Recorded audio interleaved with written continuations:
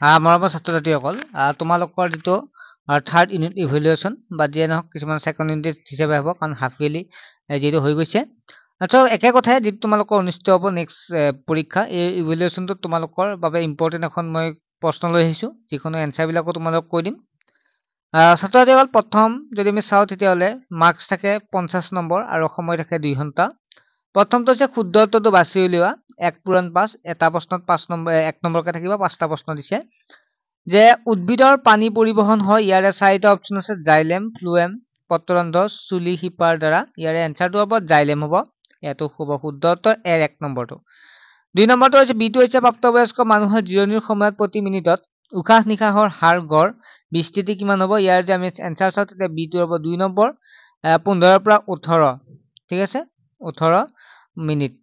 যে প্ৰাপ্তবয়স্ক জিৰণিৰ সময়ত প্ৰতি মিনিট উশাহ নিশাহৰ হাৰ 15 পৰা 18 ঠিক আছে নেক্সট হল 3 নম্বৰটো অক্সিজেনৰ সমৃদ্ধি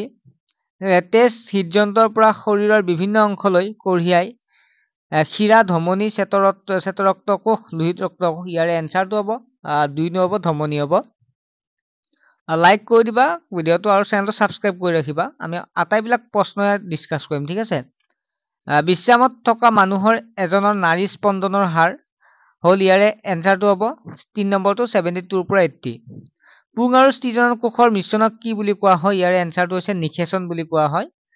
2 নম্বৰটো হৈছে উত্তৰ দিয়া বায়বীয় শ্বসন কি বায়বীয় শ্বসন মানে হৈছে অক্সিজেনৰ ব্যৱহাৰ কৰি যেতিয়া গ্লুকোজ ভাঙে তেনেকুৱা শ্বসনক আমি বায়বীয় শ্বসন বুলি কওঁ উশাহ নিশাহৰ হাৰ বুলিলে কি বুজা যে এজন মানুহে 1 মিনিটত যিমানবাৰ উশাহ নিশাহ লয় তাকে উশাহ নিশাহৰ হাৰ বুলি কোৱা হয় ঠিক আছে নেক্সট হৈছে মানুহৰ শৰীৰত থকা ৰক্তনলিকা দুবিধ নাম কি ধমনী আৰু শিৰা মানে দেখা পাইছা সাইডত দিয়া আছে ধমনী আৰু শিৰাটো হৈছে ইয়াৰ এনসাৰ তেজত থকা ৰঙা ৰঞ্জক কণিকাবিধৰ নাম হল হিমোগ্লোবিন ই নম্বৰ প্ৰশ্নটো হৈছে হৃদযন্ত্ৰৰ স্পন্দন নিৰ্ধাৰণ কৰিবলৈ ব্যৱহাৰ কৰা যন্ত্ৰবিধৰ নাম হৈছে ষ্টেথোস্কোপ স্বপৰাগযোগ বুলিলে কি বুজা যদি পৰাগৰেণু একেপাহ ফুলৰে গৰ্ভমুণ্ডত পৰে তেতিয়া তাক স্বপৰাগযোগ বুলি কয় যদি পৰাগৰেণু একেপাহ ফুলৰে গৰ্ভমুণ্ডত পৰে তেতিয়া আমি স্বপৰাগযোগ বুলি কওঁ ঠিক আছে হৃদযন্ত্ৰৰ ওপৰৰ কোঠালি দুটাৰ নাম কি অলিন্দ বুলি কোৱা হয় অবত জীৱ এবিধৰ নাম ইষ্ট হৈছে অবত জীৱ একলিংগী ফুল কাক বোলে যিবোৰ ফুলৰ মাত্ৰ স্ত্ৰীকেশৰ বা পুংকেশৰ থাকে সেইবোৰ একলিংগী বোলে অংগজ প্ৰজনন মানে কি উদ্ভিদৰ অংগজ অংশ যেনে শিপা কাণ্ড পাত আদি অংশৰ পৰা বৃদ্ধি হোৱাকে অংগজ প্ৰজনন বোলে নেক্সট হল পশ্চদন মানে কি পশ্চদন মানে দিয়া আছে উদ্ভিদে শিপাৰ পৰা যিমানখিনি পানী লয় সেই সকলোবোৰ শোষণ নকৰে অৰ্থাৎ উদ্ভিদক শিপাৰ পৰা যিখিনি পানী লয় সেইখিনি সম্পূৰ্ণ উদ্ভিদক নালাগে যে যিখিনি লাগে ব্যৱহাৰ কৰিলে যিখিনি নালাগে সেইখিনি কি অতিৰিক্তভাৱে থাকি যায় আৰু যিখিনি ৰৈ যায় এইখিনিক পশ্চদনৰ দ্বাৰা বাষ্পীভূত হয় ঠিক আছে পশ্চদনৰ দ্বাৰা বাষ্পীভূত হয় কৈশিক নলিকাই কি কাৰ্য সম্পন্ন কৰে যে কৈশিক নলিকাই শিৰা গঠন কৰে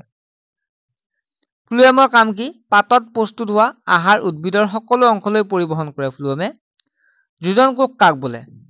ঠিক আছে পুং আৰু স্থিৰজনন কোষৰ মিলনৰ ফলত এটা কোষ সৃষ্টি হয় এই কোষকে যোজন কোষ বোলে নেক্সট ও নম্বৰটো হৈছে শিৰা কাক বোলে এনসাৰটো এটো চোৱা তোমালোকে যে কাৰ্বন ডাই অক্সাইড সমৃদ্ধ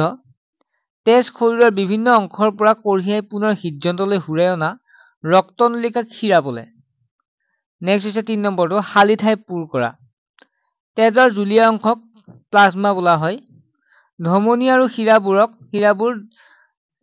দেশ জালিকাৰ দ্বাৰা সংলগ্ন হয় ইয়াত কুশিকা জালিকাৰ দ্বাৰা সংলগ্ন হয় তেজত থকা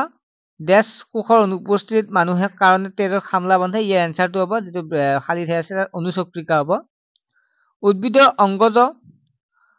অংশৰ পৰা এজোপা নতুন উদ্ভিদ সৃষ্টি হোৱাক দেশ বোলে আৰু ই গৰ্ভৰ বক্ষ গৰ্ভৰ তলিত থকা ডাঙৰ পেশীবোৰক প্ৰদৰ্শন দেশ বোলে ইয়াৰ পিছৰ যিখিনি কোৱেশ্যন আছে নেক্সট ক্লাছত আমি আলোচনা কৰিম জাস্ট কোৱেশ্যন কেইটা মই পঢ়াই দিছো নেক্সট আলোচনা কৰিম মাছে পানীত কেনেকৈ উশাহ নিশাহ লয় মানুহৰ শৰীৰত হৃদযন্ত্ৰৰ কাম কি 5 নম্বৰ 2 নম্বৰ আহিছিল যৌন প্ৰজনন বুলিলে কি বুজা মই নেক্সট ক্লাছত আলোচনা কৰিম যদি তোমালোকে বিচাৰা তোমালোকে কমেন্ট কৰিবা যে কোৱেশ্যনবোৰ এনসাৰ বিলাক লাগে বুলি ঠিক আছে জাস্ট কমেন্ট এটা কৰিলে হ'ল তোমালোকে পুংকেশৰ অঙ্কন কৰি অংশসমূহ চিহ্নিত কৰা ফুলৰ নিষেচন প্ৰক্ৰিয়া কেনেকৈ হতে লিখা সংবহন কলা কি ইয়াৰ কাম কি লিখা পত্ৰৰন্ধ কি ইয়াৰ দুটা কাম উল্লেখ কৰা মানুহৰ ৰেচন তন্ত্ৰৰ বিষয়ে বহলাই লিখা পৰাগযোগ মানে কি ইয়াৰ ভাগ কেইটা আৰু কি কি মানুহৰ আৰু হৃদযন্ত্ৰৰ ছেদন অংকন কৰি অংশসমূহ চিহ্নিত কৰা। ছাত্ৰ-ছাত্ৰীসকল তোমালোকে যদি এইকেইটা নোৱাৰা তেতিয়াহ'লে মোক কমেণ্ট কৰিবা ছাৰ এইখিনি আকৌ আনচাৰখিনি কৰি দিয়ক বুলি, তেতিয়াহ'লে মই নেক্সট ক্লাছত কৰি দিম। ঠিক আছে, ভালদৰে পঢ়া শুনা কৰা আৰু নেক্সট কুৱেশ্যন পেপাৰবিলাকৰ আলোচনা চেনেলটো ছাবস্ক্ৰাইব কৰি ৰাখিলে তোমালোকে পাই যাবা। ঠিক আছে, বাই।